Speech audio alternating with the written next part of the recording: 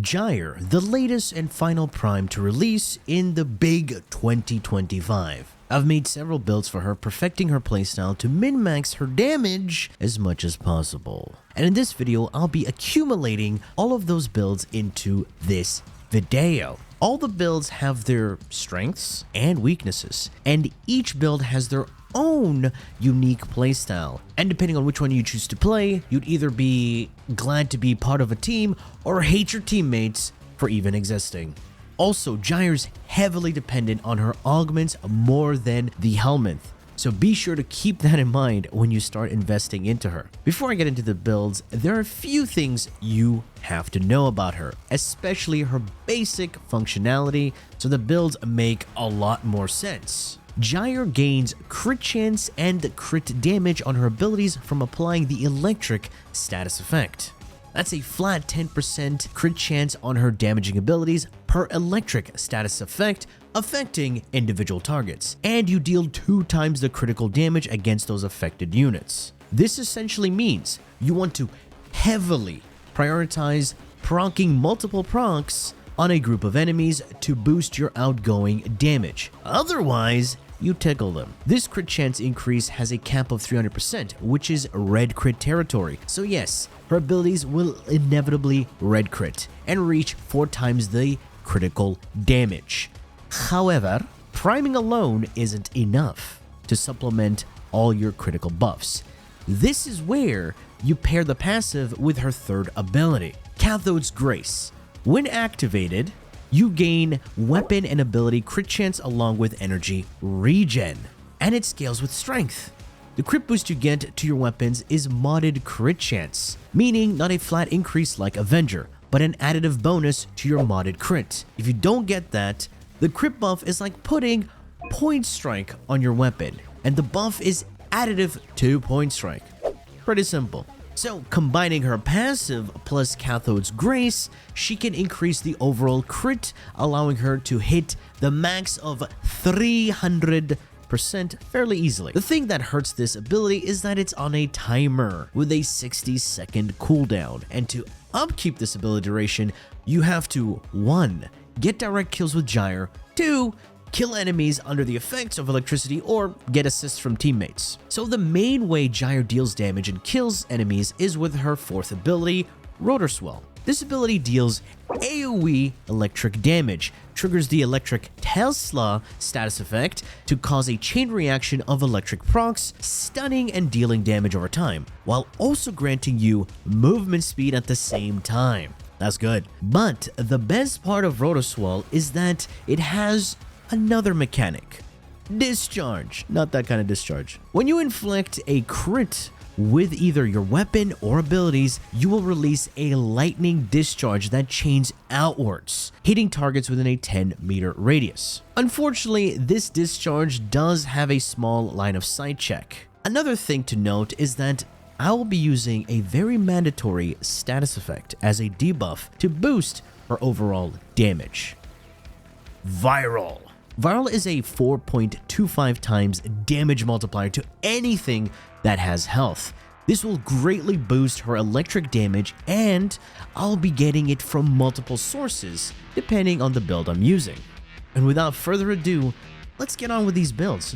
Now, as you can see, Gyre's usually seen dancing, and that's pretty much kind of her theme, right? And her dodge roll animation's beautiful, and it's also one of my favorites.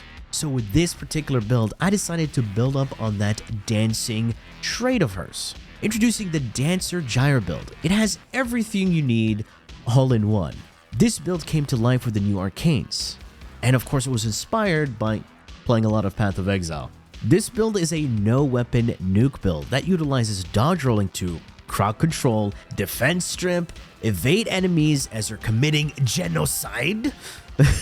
It literally looks like she's dancing on the battlefield, and it's come to be one of my favorite Gyre builds. And take a look at the Archon shards, all of the builds will use the same ones. Unfortunately, one of these builds, right, would benefit from other shards, but we still don't have Archon shard loadouts. The shards are 4 electric ability damage. This is a unique modifier and is multiplicative with other damage buffing modifiers like Roar. And the last shard is a strength shard to round off all of my strength in all the builds. So as you can see, I'm using Roar on the second ability. This, of course, will give me a universal damage multiplier, buffing my ability damage, greatly paired alongside the purple Tau shards. I'm also using a new arcane called Arcane Concentration. Whenever I cast an ability, have a look right there, I gain 60% ability duration for the next cast. So usually I would start off with the first ability, which is a fodder ability to cast. So once I cast that, I can cast my fourth, my third, and Roar. Every consecutive cast will buff the duration. And to maintain the duration on my fourth ability, I'm using an augment called Cathode's Current. So let's take a look at that build real quick.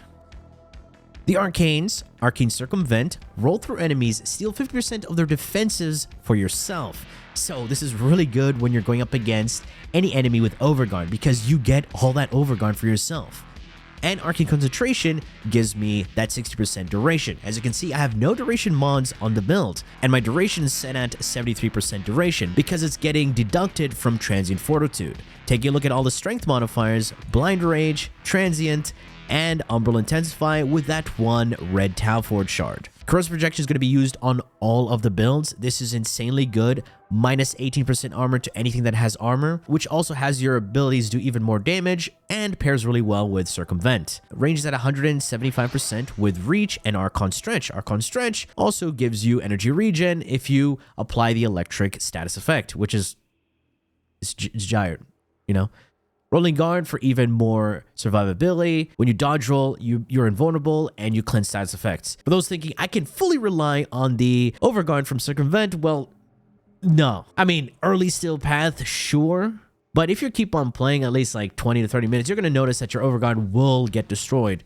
So having the additional survivability is going to be useful, especially with you crowd controlling enemies with your electricity and freezing them with your melee, which I'll get to in a bit. As I was saying earlier about Cathode's Current, this is going to be a mandatory augment for any Rotorswell build, as it allows you to refresh the duration of Rotorswell and increase its damage. So let's see how this build works against a full group of Eximus. So we're going to start off with Madarai Voidsling because this is the only way we're going to get our casting speed. Remember, we have no casting speed on the build except from the Focus School Madarai. So with a Transference, we get 50% casting speed, and we also gain 40% strength.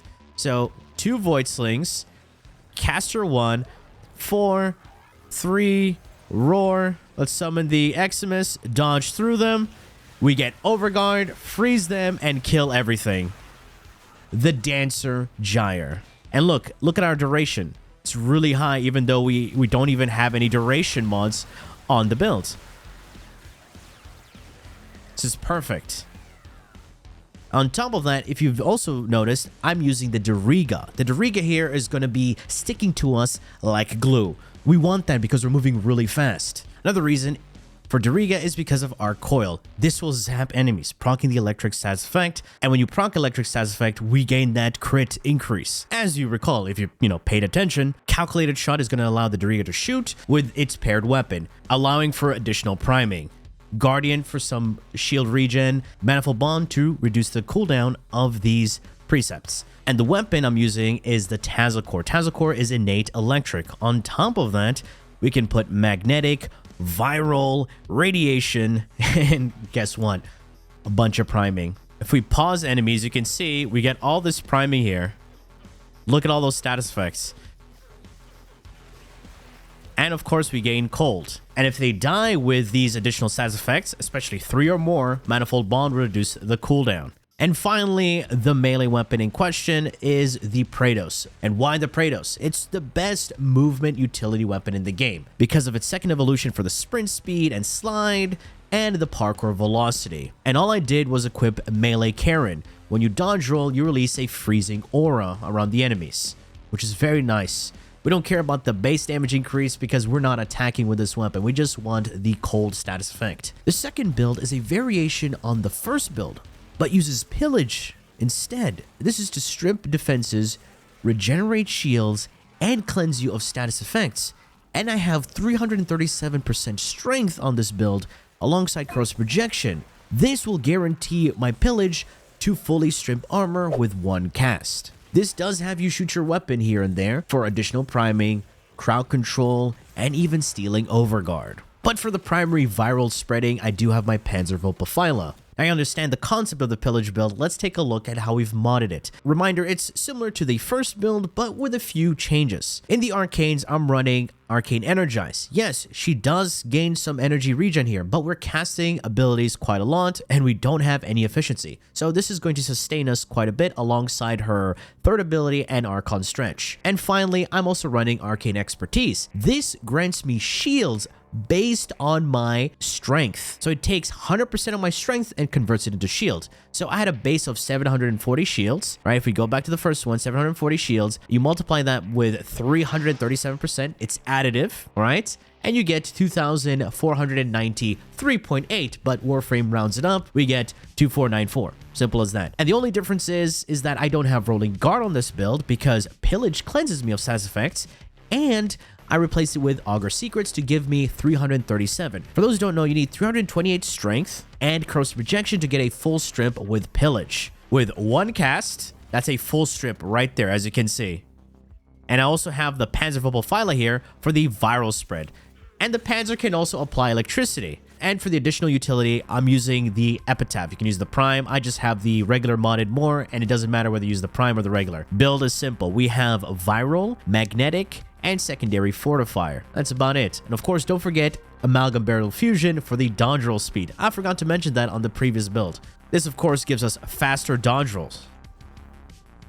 And finally, the Panzer build, very simple. We got Viral Quills, Martyr Symbiosis. This allows us to spread the viral. This is for the skill issue, Duplex Bond, and that's pretty much it. And for the weapon, it has Shocking Claws, so it gains electricity alongside its viral. It spreads viral and electricity, pretty much what you want as Gyre. The third build is centered around her second ability, Coil Horizon, which is also her Helminth ability. So you can technically use this on other Warframes. However, just note that it won't crit on other Warframes because Gyre is the only Warframe currently that can make her ability damage crit through electric status effects. Coil Horizon isn't the best of abilities. It does have some of the weirdest physics in the game, but it's an okay grouping ability. The major cons for this ability is that it does have bad physics and problem with line of sight with its grouping properties. The pros is that it's a useful ragdoll grouping tool with decent range and it does a little damage. It has weird properties where it's treated like an interactable object, as it can be moved around by attacks and other abilities, while also being able to suck up loot when enemies die. That's pretty cool. Usually, this ball will travel out and proceed to pull in enemies. However, you can prematurely detonate it by activating this ability again to cause the suckening to happen earlier.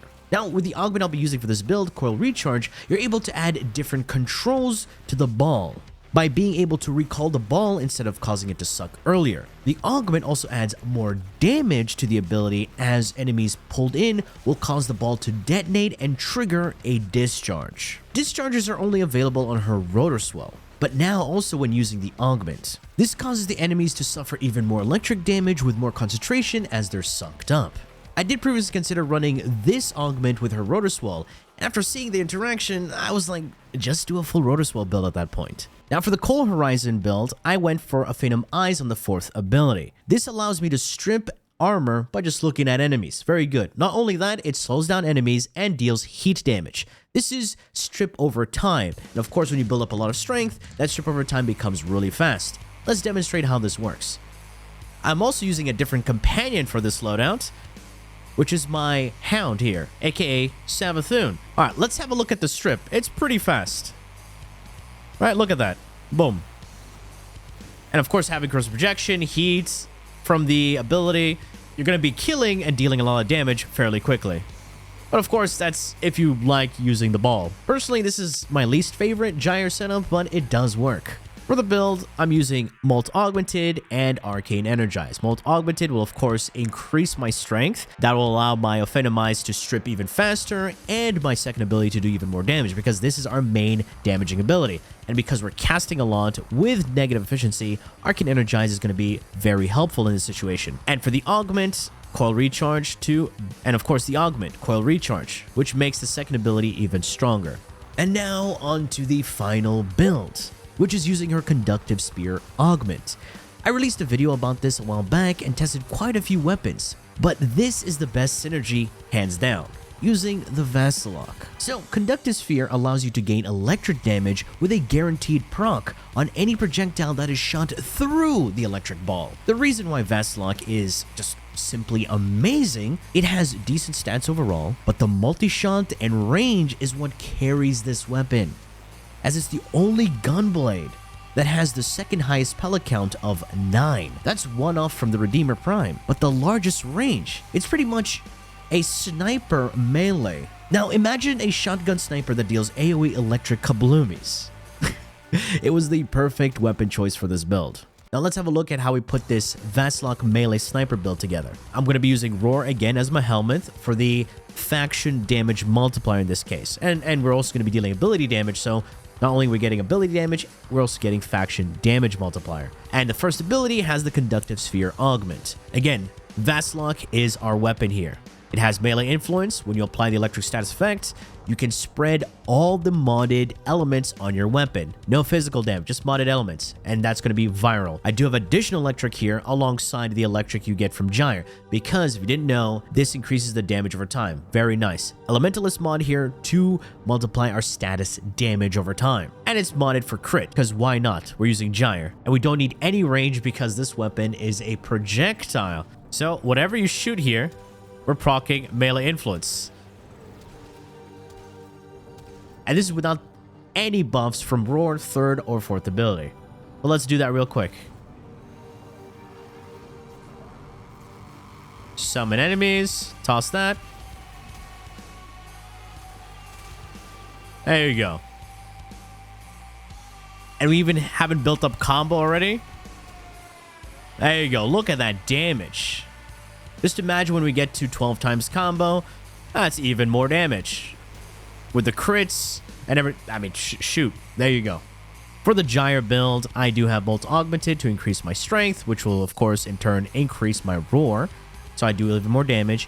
Arcane Aegis for even more survivability, because apparently this ability has some issues where you suddenly just take self-damage. I'm still not sure why they haven't fixed this, so this is just for additional survivability. And we're running a double augment setup for this build. Conductive Sphere for the first ability, Cathode's Current to reset the Rotorswell, which gives me some additional discharges. So this is a nice weapon ability hybrid build. I do have a lot less strength compared to the other builds because I'm running overextended for the larger radius on the first ability. So this is really good to be right in the middle of it and just shoot wherever. And not only that, you can have 3 of these balls out at the time.